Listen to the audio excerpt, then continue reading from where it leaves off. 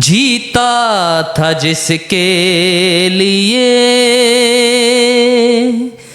जिसके लिए मरता था। तेरे बिना कख दी भी नहीं मैं, तेनू भी पता बचदी ही नहीं मैं, ऐना ना सताया। आपने अक्सर सुना होगा कि एक कामयाब मर्द के पीछे एक औरत का हाथ होता है। यहाँ ये कहना भी कोई बुरा नहीं होगा कि मर्द को बर्बाद करने में भी औरत का ही हाथ होता है। कुछ दोस्त ऐसे मिल गए जो नशा वगैरह करते थे, उनके पास बैठता था तो वहाँ पे फिर जो है ना आहिस्ता आहिस्ता मैं भी नशे पे लगा। वो जिस माँ ने बोला ना कि हमारा तुम्हारा लेवल नहीं मैच होता, वो माँ फ़ोन करके बोल रही है बेटा क्या हाल है, कैसे हो, कोई फ़ोन नहीं, कोई कुछ नहीं।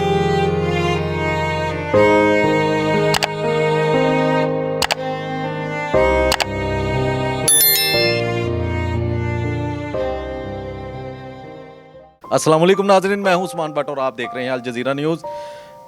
नाजरीन, आपने अक्सर सुना होगा कि एक कामयाब मर्द के पीछे एक औरत का हाथ होता है।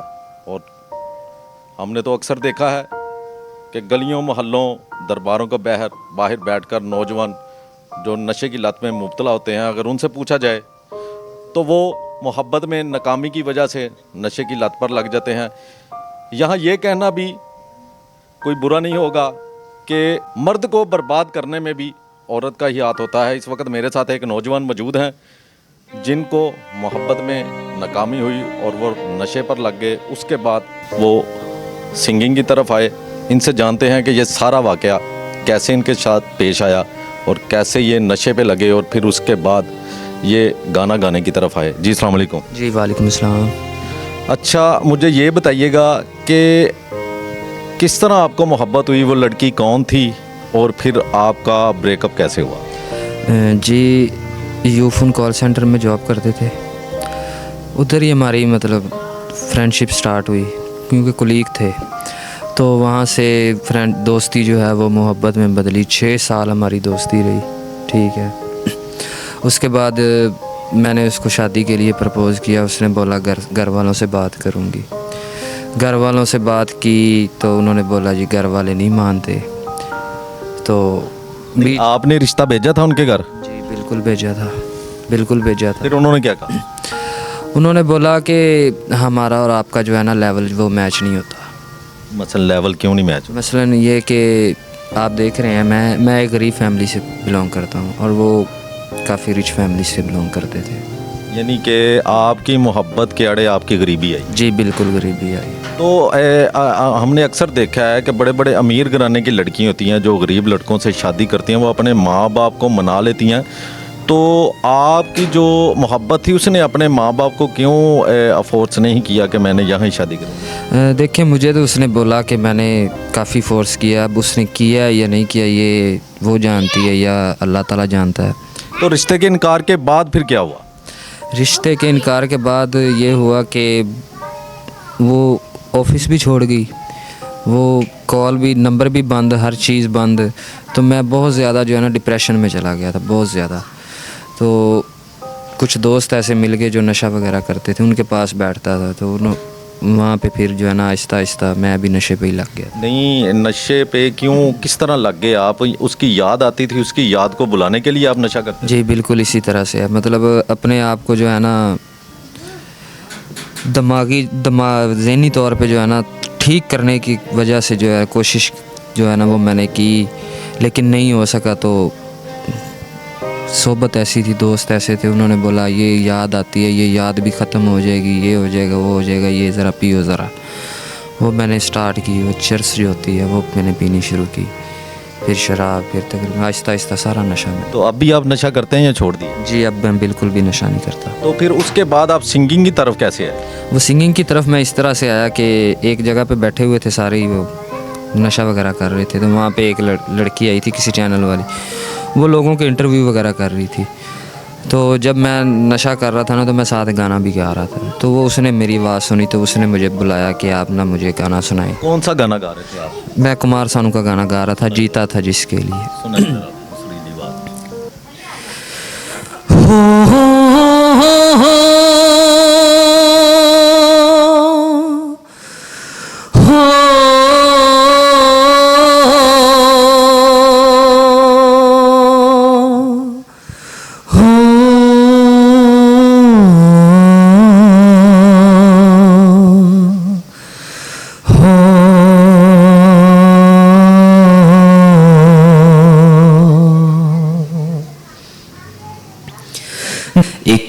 ऐसी लड़की थी जिसे मैं प्यार करता था, एक ऐसी लड़की थी जिसे मैं प्यार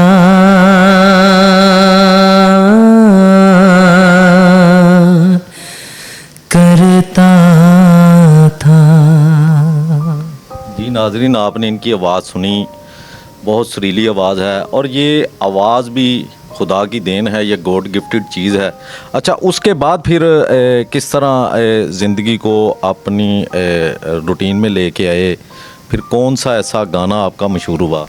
जी ये गाना मैंने उनको सुनाया तो ये गाना तकरीबन टिकटॉक पे 500 मिलियन चला, यूट्यूब पे 56 मिलियन चला ये गाना। तो फिर लोगों ने मुझे इतनी मोहब्बत दी, फिर मैंने लोगों से वादा किया था कि मैं नशा छोड़ दूंगा, क्योंकि कमेंट सेक्शन में लोगों ने बहुत मुझे बोला कि आप सिंगिंग की तरफ आएँ। तो फिर मैंने अपना वादा भी पूरा किया, क्योंकि देखें एक लड़की की वजह से, एक लड़की की मोहब्बत की वजह से मैं नशे पे लगा, करोड़ों लोगों की मोहब्बत की वजह से मैं नशा छोड़ भी सकता हूँ, तो मैंने छोड़ के दिखाया। तो उसके बाद जो है मैंने अपना एक गाना लिखा, वो गाना मैंने स्टूडियो से रिकॉर्ड करवाया। तो जी मैं वो गाना भी आपको सुनाता हूँ। तेरे बिना कख दी भी नी मैं, तैनू भी पता बचदी ही नी मैं। तेरे बिना कख दी भी नी मैं, तैनू भी पता बचदी ही नी मैं। ऐना ना सताया कर वे, मैं हंसना ही भूल जाऊं सजना। ऐना ना रुवाया कर वे, मैं हंसना ही भूल जाऊं सजना, मैं हंसना ही भूल जाऊं सजना। जी नाजरीन, मोहब्बत बड़ी बेदर्द होती है। जब कोई औरत, कोई लड़की किसी के साथ बेवफाई करती है तो ये वही शख्स जानता है कि उस पर क्या गुजरी है। देखिए उन्होंने जो गाना लिखा वो भी मोहब्बत में ही लिखा, उसमें भी दर्द भरे अल्फाज उन्होंने डाले और उन्होंने गाकर भी ये गाना सुनाया।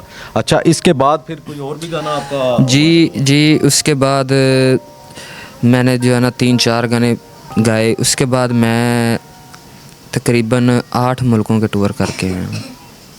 अच्छा, 8 मुल्कों के आपने टूर किए हैं? जी, कनाडा, यूरोप पूरी जो है ना, इटली और ग्रीस कंट्री है, यूके, ये सारे, दुबई, यहाँ पे मैं सारे शोज़ वगैरह करके आया हूँ।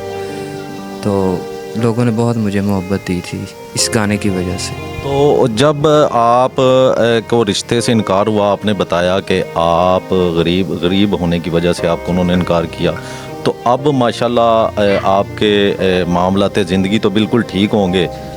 जी बिल्कुल, अल्लाह ताला का लाख लाख शुक्र है, बहुत ज़्यादा। तो अब तो वो जब आपको देखती होगी पछताती होगी कि मैंने ये क्या किया? जी बिल्कुल, उसके वो जिस माँ ने बोला ना कि हमारा तुम्हारा लेवल नहीं मैच होता, वो माँ फ़ोन करके बोल रही है, बेटा क्या हाल है, कैसे हो?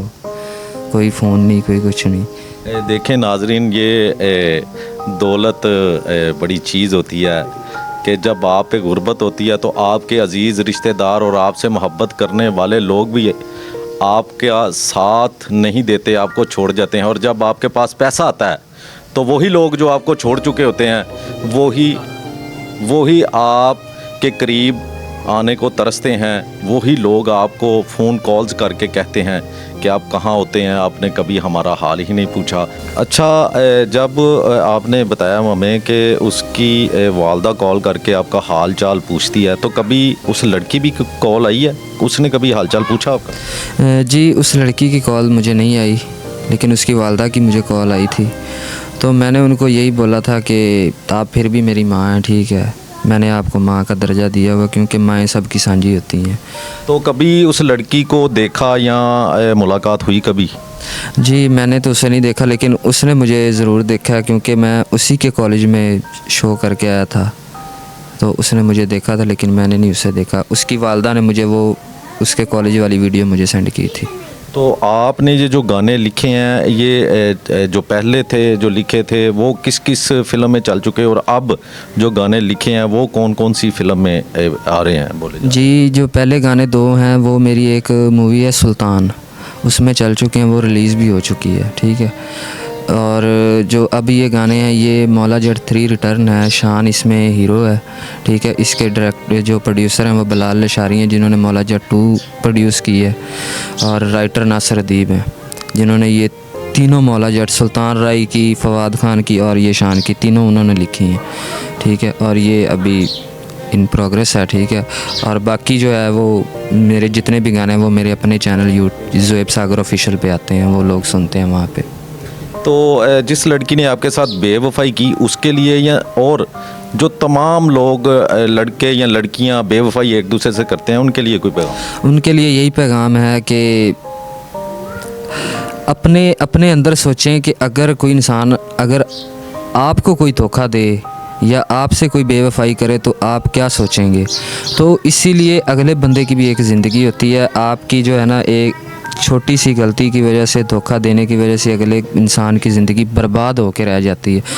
ये जो है ना, ये जो मोहब्बत करने से पहले सोचा करें कि घर वाले मानेंगे या नहीं मानेंगे, या मोहब्बत करते वक्त घर वालों से पूछ लिया करें कि मैं इस लड़के से या लड़की से मोहब्बत कर रहा हूँ या कर रही हूँ, कर लूँ या ना करूँ, ताकि अगले बंदे की ज़िंदगी सेफ़ हो जाए। किसी के जज्बात का जी, ये नहीं कि उसको एंड पे ला के कहा जी अब अम्मी नहीं मान रही, ये गलत होता है।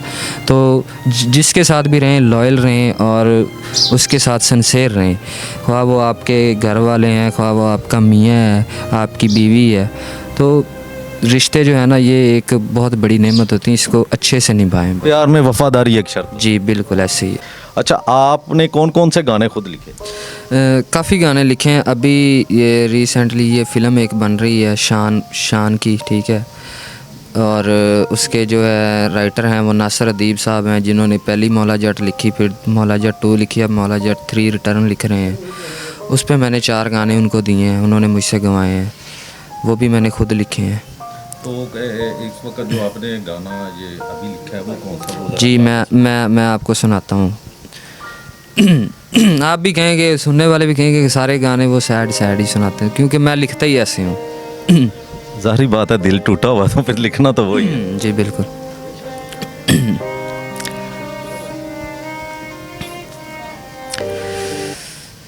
तेरी याद सतावे नींद ना आवे रातां नूं, दिल तड़पदा रहिंदा तेरियां नी मुलाकातां नूं। याद तेरी विच रोंदे रहिंदे हंजुआं हार परोंदे रहिंदे। याद तेरी विच रोंदे रहिंदे हंजुआं हार परोंदे रहिंदे।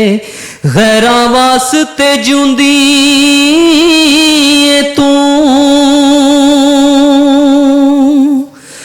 गैरां वास्ते जूंदी ऐ तूं, साडे वास्ते मर गई ऐ। टुटिया दिल नहीं जुड़दा है, दिल टोटे टोटे कर गई ऐ। टुटिया दिल नहीं जुड़दा है, दिल टोटे टोटे कर गई ऐ।